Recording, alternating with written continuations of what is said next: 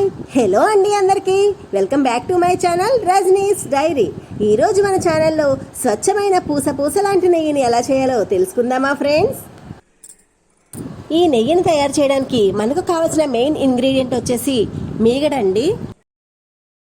మనం రోజు పెరుగు తోడు పెట్టుకుంటూ ఉంటాం కదా ఫ్రెండ్స్, దానిపైన ఒక లేయర్లా ఫామ్ అయ్యే ఈ మీగడని ప్రతిరోజు ఒక బాక్స్లోనికి కలెక్ట్ చేస్తూ ఉండాలి. అలా 10 నుంచి 15 రోజుల పాటు కలెక్ట్ చేసుకున్నాక దాని నుండి వెన్న తీసి నెయ్యిని తయారు చేసుకోవచ్చు. నేను అలా కలెక్ట్ చేసి స్టోర్ చేసుకున్నదే ఈ మీగడండి.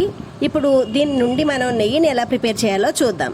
ముందుగా ఒక మిక్సీ జార్ను తీసుకుని కొంత మీగడను అందులో వేసుకుని బ్లెండ్ చేసుకుంటున్నానండి. ఇది 4 నిమిషాల పాటు బ్లెండ్ చేసుకున్నాక ఇందులో ఒక స్పూన్ క్రిస్టల్ సాల్ట్, ఒక గ్లాస్ వాటర్ యాడ్ చేసుకుని మళ్ళీ 3 నుంచి 4 నిమిషాల పాటు బాగా బ్లెండ్ చేసుకుంటున్నానండి. ఇప్పుడు మిక్సీ ఆఫ్ చేసి మూత తీసి చూస్తే వెన్నపూస చూడండి ఎలా పైకి వచ్చేసిందో. ఇప్పుడు దీన్ని ముద్దలుగా చేసుకుంటూ ఒక గిన్నెలో వేసుకుంటున్నానండి. ఇలానే మొత్తం మీగడంతా బ్లెండ్ చేసుకుని వెన్నను తీసుకోవాలండి. అయితే ఒక్కొక్కసారి వెన్నపూస రావడానికి కొంచెం టైం పడుతూ ఉంటుందండి. దానికోసం నాకు తెలిసిన కొన్ని టిప్స్ని నేను మీకు షేర్ చేస్తానండి. మొదటిది, మనం వెన్న తీయాలనుకున్నప్పుడు మీగడని ఫ్రిడ్జ్లో నుంచి ముందుగానే తీసి రూమ్ టెంపరేచర్కి వచ్చేలా చూసుకోవాలండి. రెండవది, సాల్ట్ యాడ్ చేసుకోవడం వల్ల కూడా వెన్న త్వరగా వచ్చేస్తుంది. ఇక మూడవది వచ్చేసి, వెదర్ కొంచెం చల్లగా ఉన్నా లేదా వేడిగా ఉన్నా వెన్నపూస రావడానికి కొంచెం టైం పడుతుందండి. అలాంటప్పుడు శీతాకాలం అయితే హాట్ వాటర్ని, వేసవికాలం అయితే కూల్ వాటర్ని యాడ్ చేసుకోవాలండి. అప్పుడు ఈజీగా వెన్నపూస అనేది వచ్చేస్తుంది. ఇప్పుడు ఇలా తీసిన ఈ వెన్నపూసని 3 నుంచి 4 సార్లు ఎక్కువ నీళ్లు పోసి బాగా వాష్ చేసుకోవాలండి. వాటర్ కలర్ మారుతూ ఉంటాయండి, మీకు తెలుస్తూ ఉంటుంది. వీడియోలో చూపించినట్టుగా వాటర్ కలర్ మారుతూ ఉంటుంది. ఇప్పుడు స్టవ్ వెలిగించి మంటను హై ఫ్లేమ్లో ఉంచి ఈ గిన్నెని స్టవ్ పైన పెట్టుకోవాలండి.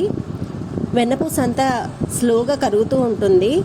ఇలాంటి టైంలో ఒక ఫోమ్లా ఏర్పడుతుందండి. అప్పుడు మనం తిప్పుతూ ఉండాలండి, లేకపోతే పొంగిపోతుంది.